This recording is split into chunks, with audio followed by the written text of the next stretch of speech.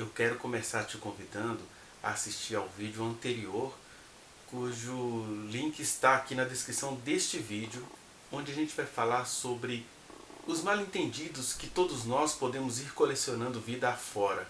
São situações muito constrangedoras, e eu vi naquele episódio de Simei, quando ele está atacando pedras gratuitamente em Davi, porque ele tinha uma ótica toda pessoal para olhar para Davi com estranhamento.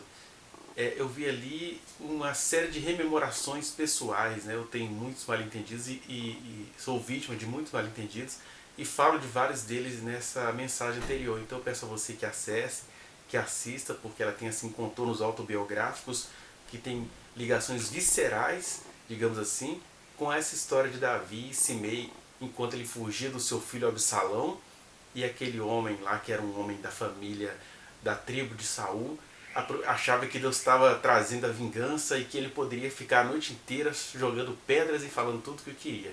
Assista aí. Quanto à passagem de hoje, que se encontra no livro de 2 Samuel, capítulo 16, do 15 ao 19, nós temos aí uma outra faceta que vai mostrar a misericórdia de Deus para conosco e como a gente pode ir se identificando com Davi, com os seus amigos e com a sabedoria que o Evangelho nos traz nesta passagem. Mas antes, eu ainda te peço, se você gosta desse vídeo, compartilhe, dê o seu like, espalhe essas verdades que a gente tem tentado pensar aqui à luz do Evangelho e da boa notícia de Jesus. Se você quiser falar comigo pessoalmente também, está aí na descrição deste vídeo o link para as minhas redes sociais, né? Instagram, Facebook, Twitter. A gente pode ir conversando por lá para a gente entumecer e ampliar essas ideias do Evangelho para a nossa geração. E eu peço a você, inscreva-se neste canal, aperte o sininho para você receber as notificações. E a gente está tentando aqui todos os dias deixar um pouquinho da palavra de Deus, que é em si mesma poderosa para as nossas vidas. Aqui nós temos o amigo pessoal de Davi, Uzai. Deve ser essa a pronúncia em hebraico. Uzai, nome que significa assim, apressado. O que o Uzai fez?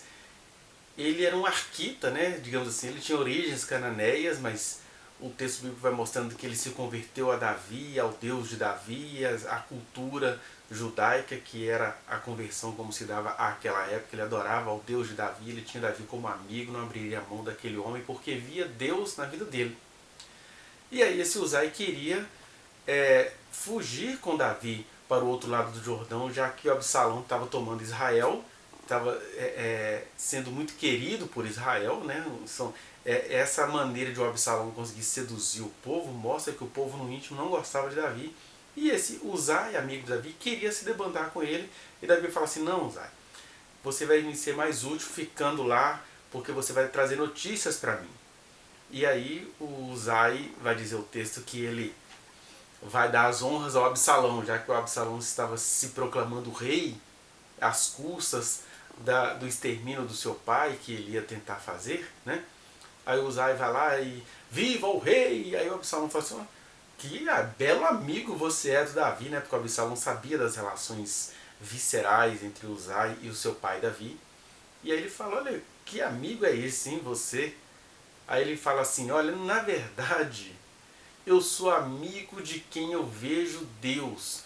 Eu sou aqui para servir ao meu povo. Então, você é o rei, é a você que eu vou honrar. Dizendo o seguinte: a minha amizade com seu pai tinha a ver com a função dele. A minha amizade com seu pai tinha a ver, na verdade, com o meu amor pelo povo. Quem Deus colocou para governar o povo, é desse que eu serei amigo. Então agora quem é que Deus colocou para governar o povo? É você, Absalão. Então eu sou o seu amigo. E assim então ele promete lealdade a Absalão, até com palavras de elogio, de adulação, digamos assim: eu ia servir ao filho do rei mesmo, não é você que seria o próximo rei? Então pronto, eu já sou seu servo fiel a ti, porque eu entendo que esse cargo é colocado nesse cargo só pessoas que Deus elegeu, e se você está aí, Deus o elegeu. Então esses 4 versículos dizem isso para a gente pensar em algumas coisinhas muito importantes. Primeiramente, a gente vai vendo aqui a diferença entre a sabedoria e a esperteza, né? A inteligência é essa capacidade de, digamos assim, acumular informações, evocá-las e utilizá-las. A sabedoria tem a ver com aquela inteligência que vem do sabor da vida, né? Sabedoria e sabor tem talvez essa raiz etimológica. Então é você saber usar as coisas de maneira que, por exemplo, a gente vai na universidade, a gente vai vendo que há muitos professores profundamente inteligentes e nada sábios. Por outro lado, você vai de repente numa comunidade bem tradicional, onde há as pessoas muito sábias e elas não são inteligentes. Em geral, a sabedoria daquelas que Deus emerge, daquelas que Deus coloca como ícones para a humanidade aprender, são sabedorias profundamente interligadas com muito conhecimento, né? É isso, por exemplo, que viam em Jesus, Deus em pessoa. Olhava assim, gente, esse cara não estudou, como sabia essas letras sem ter estudado? Porque Jesus ele tinha sabedoria, mas ele era um autodidata, Deus, ser humano, ele conseguiu compreender todas as coisas e processá-las no seu dia a dia visceralmente. E isto é sabedoria. O que é a esperteza? A esperteza é você ter uma sabedoria que livra você, que põe você sobre os outros.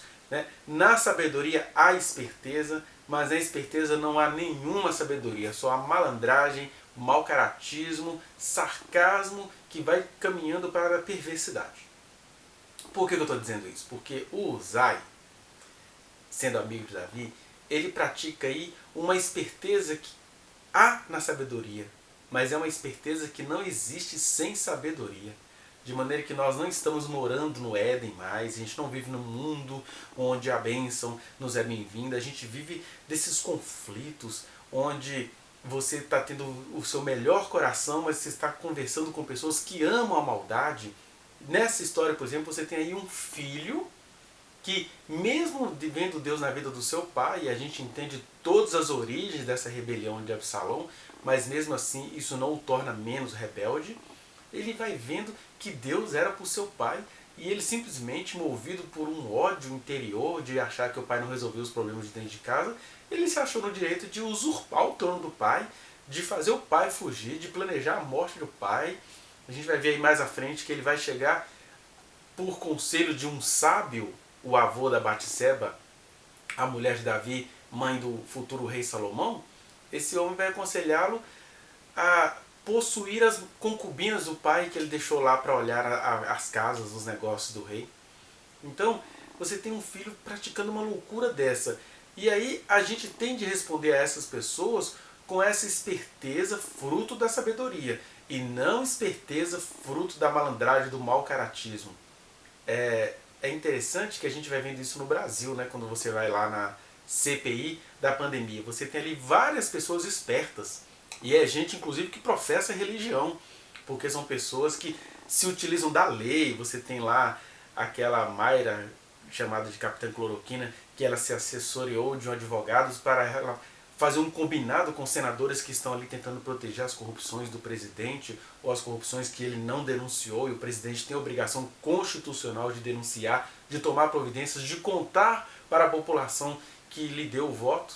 Aí você vai vendo assim, gente esperta, né, como aquele sargento de Minas Gerais, né, meu conterrâneo aqui, né, eu sou pernambucano, mas eu tenho uma formação toda mineira, e está lá aquele sargento daqueles nomes estrangeiros.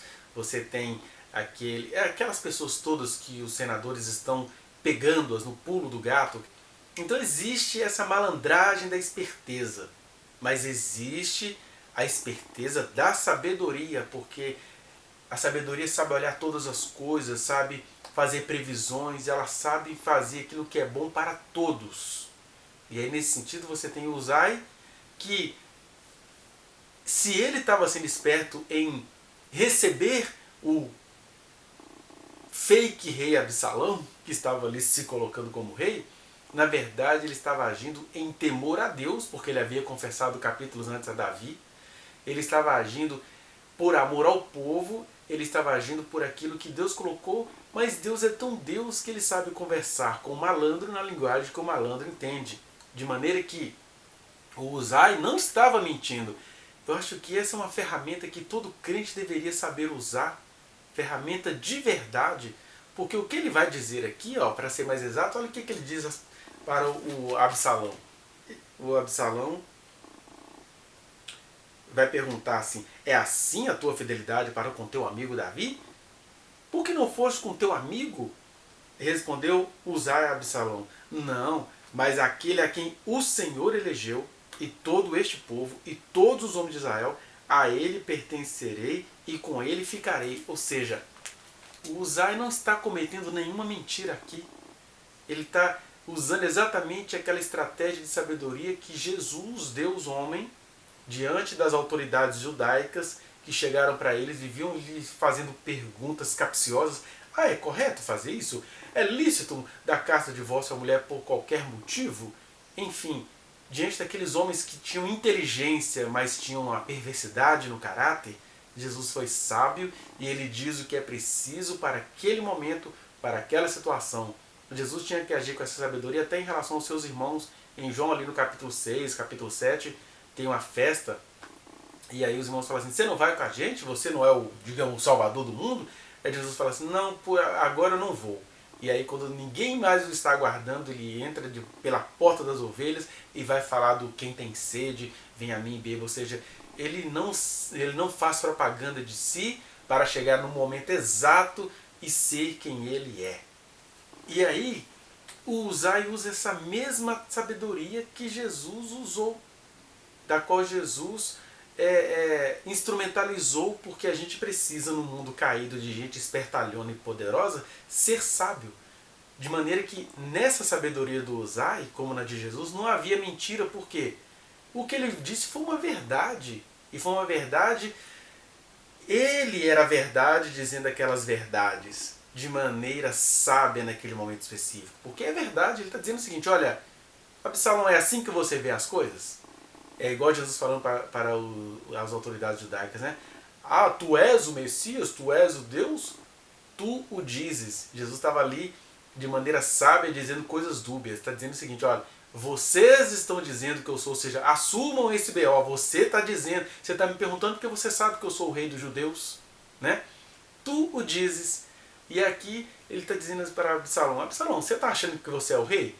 Então, se você tem certeza que você é o rei de Israel, eu estou aqui para servir ao rei de Israel, seja ele quem for, porque essa função de rei de Israel foi dada aos reis por Deus. Então, se você foi colocado aí por Deus e por todo o amor desse povo que está te cercando, você é o rei. Ou seja, é o sábio sabendo trabalhar com as consciências. Tem hora que a gente tem de ter isso, né?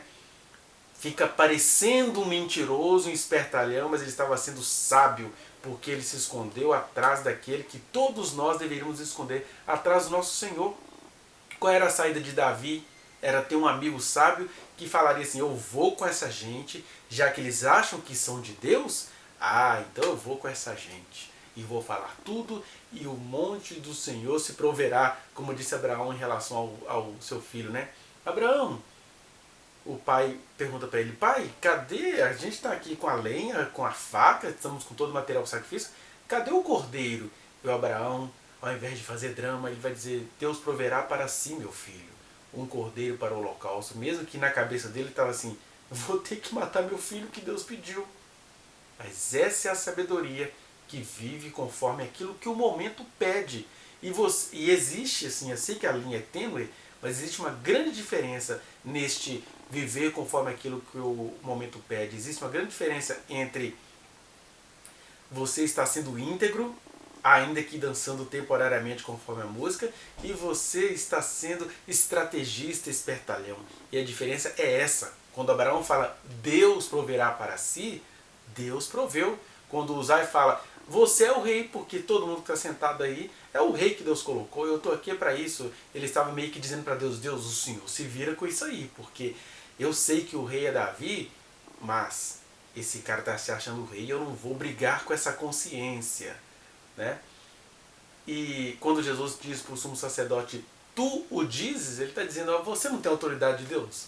Então você sabe quem é o rei dos judeus, você sabe quem é Deus em pessoa, você sabe quem eu sou. Então isso não tem nada a ver com traição, com malandragem, tem a ver com sabedoria, que é aquela inteligência saborosa de escapar de uma situação complicada e escapar deixando uma herança para um futuro próximo, que foi o que aconteceu com Uzai Foi o que aconteceu com o patriarca Abraão e foi o que aconteceu com Jesus, Deus em pessoa. Então, parecem semelhantes, mas na verdade são bem diferentes. Essas estratégias de sobrevivência que colocam todo mundo em jogo, mas a sabedoria salva a todos. Como disse o próprio Jesus, a sabedoria é justificada pelos seus filhos. Ou seja, por aquilo que ela produz. Não temos de ter medo da sabedoria, como não temos de ter medo da vida, né?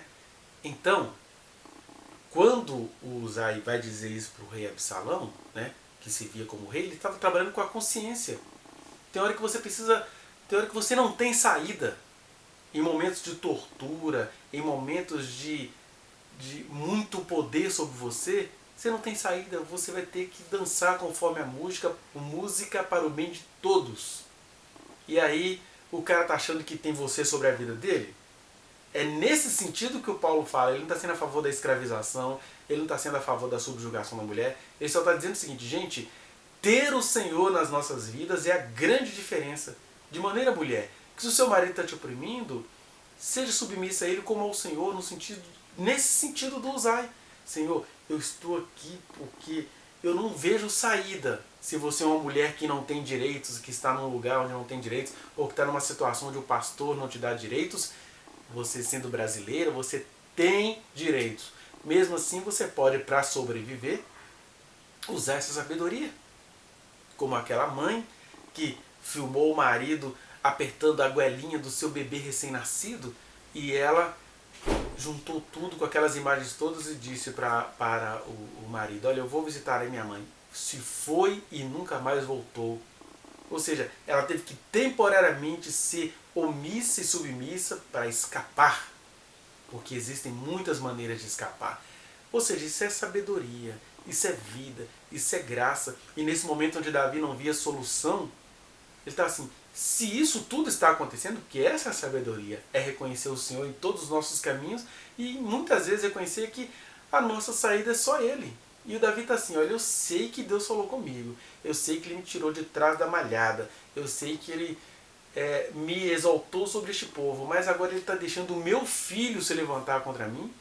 Eu não sei o que fazer com isso, mas é porque eu não sei o que fazer com isso que eu não deixei de ser dele, eu sou dele, ele é o meu refúgio. E aí ele tem esses amigos que amavam o Senhor e começam a contar com essa sabedoria. Por isso eu te digo, não se desespere, responda o que for necessário. A pessoa está achando que ela pode mandar? Deixa ela achar que está mandando, que não tem falsidade nenhuma não. Na cabeça, aquela é a verdade dela, ela acha que ela manda na sua vida? Então deixa. Porque você não está sozinho, você não está sozinha nisto. Você pode contar com o Senhor como Uzai contou com o Senhor, como Davi contou com o Senhor na sabedoria de Uzai. Você pode contar com o Senhor. Não é aquela conveniência: ai, mulher, fique subjugada ao seu marido, porque o homem funciona assim, mulher funciona assim, daqueles conselhozinhos satanosos. A mulher sábia edifica sua casa. Geralmente significa que a mulher sábia tem que ser aquela megerinha, estrategista, que vai dar vazão à malandragem do malandro. Aqui não. Aqui não tem vazão à malandragem do malandro. Aqui só tem sobrevivência conforme o Espírito do Senhor. Essa é a diferença. Você precisa pedir a Deus sabedoria para andar com o perverso 2 milhas, como Jesus nos ensinou, mas não andar com o perverso eternamente, não. Entendeu? Enfim, que o Senhor te ilumine, que o Senhor te derrame sobre você essa unção que Ele derramou no Uzai, para que enquanto Absalão acha que está tudo a favor dele, o Senhor mesmo tome uma providência a favor do seu filho Uzai, a favor do seu filho Davi e a favor de você, que de repente está numa situação da qual você não sabe sair e que tem medo de ser sábia para fugir, acha que ser sábia é sábia para ficar se apodrecendo debaixo do jugo do malandro. Deus não te chamou para isso. 1 Coríntios capítulo 7 vai dizer: como sabes, ó mulher, se salvarás o teu marido? Como sabes se salvarás a tua esposa? Deus os tem chamado à paz. Deus não chamou vocês para ser escravo de ninguém. Essa é a sabedoria. É você andar com amor, com graça, dizendo para a pessoa: não, é Deus quem te colocou aí, é assim que você pensa? Vamos andar. mas você ter o seu secreto com Deus. Por isso que as passagens bíblicas não podem uma existir sem a outra. Deus te colocou junto com essa pessoa, mas Deus espera que você tenha um contato com Ele para te tirar dessa pessoa, se essa pessoa se tornou um Satanás na sua vida. Enfim, pense nisso e se alguma coisa aí precisar ser comentada, fale comigo aí nas minhas redes sociais que estão na descrição deste vídeo. Muito obrigado pela sua atenção, que o Senhor te abençoe.